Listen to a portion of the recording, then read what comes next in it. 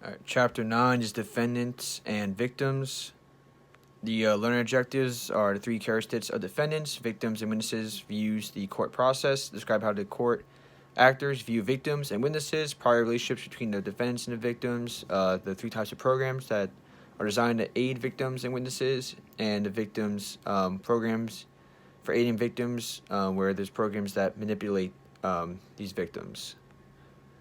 The defendants are basically career criminals. They are less educated. They are less likely to be married, more likely to be unemployed. So these are the people, I guess, that are on like educational levels. They are like the bottom part of it. The defendants are center of the courtroom drama. The poor, undereducated, and their mental competence a concern. This is the Ake versus Oklahoma in 1985. There's the victims and witnesses. Traditionally, victims and witnesses are lost or forgotten in criminal trials. Large amounts of the research and defendants, but little research done on victims or witnesses. So you have trial delays, long waits, lost wages, sense of indifference, part of the criminal justice personnel, fear of the defendant and defendant's associates.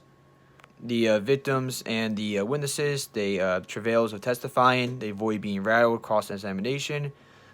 Rape victims are put on trial, and they feel more victimized by, when they testify.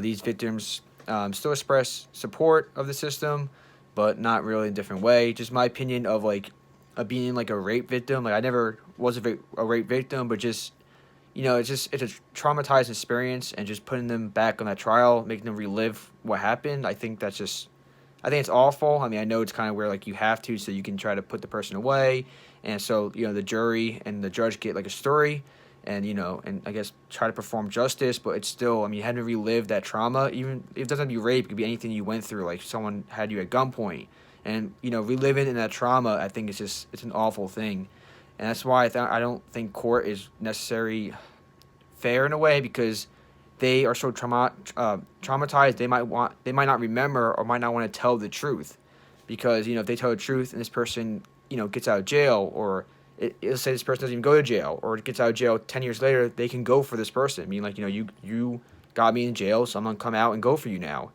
and they're just gonna get raped again. And just living your life after that happens to you, you live a totally different life. You're scared of probably everything. Like, it depends on what happens to you. It traumatizes you for maybe a year, 2 years, 5 years, even for the rest of your life. You could be traumatized. So it's an awful way of living, and it's a shame that this happens to some people. Like I was just saying, witnesses, intimidation. Snitches get stitches. Like, you tell them, I'm going to go after you, or you're going to get what's coming to you. If you tell them, don't testify, and then this person will come back for you. But I don't know. It's like, you can look at it both ways. My way is this person needs to be punished for their actions, and hopefully the justice system can punish this person, and and hopefully also protect you at the same time. That's the whole idea of the justice system, is that's justice. Protecting these victims who've been attacked, and putting the bad people away, and keeping them safe. Keeping the victims, these people safe. The prior to relationships between victims and defendants are common. Half of the violent crimes committed by relatives, friends, or acquaintances of the victim. That's why when it's a violent crime, you always look at their friends and family. Usually for husband, their spouse, and like the husband and wife, you look at their spouses, because that's most of the time it's from someone they know. It's more likely to be someone they know than be from some random stranger. It's definitely a fact that more women are likely to be victimized by their partners. Aiding victims and witnesses. So there are some like assistance programs, the Victims Bill of Rights, compensation programs. There's statements, which helps. The Thurman versus the Torrington case, threats on her life by estranged husband. Stacy was stabbed 13 times by Charles. The police allowed Charles to threaten her while at the crime scene. That's crazy. Tracy did survive. They sued the city, and for failure to provide protection against for domestic violence. The court agreed. And that's when I guess we have one of the domestic violence laws that came in the state. Aiding victims and witnesses, like I said, they have different bills to help them out, support for them.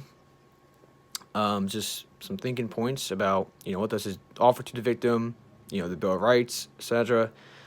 And should juries hear about the victim's experience? I definitely think they should. They hear about what they went through. They definitely should hear about that, and just different goals. do we have and the movements we have based on the situations that happen. I think they're really important.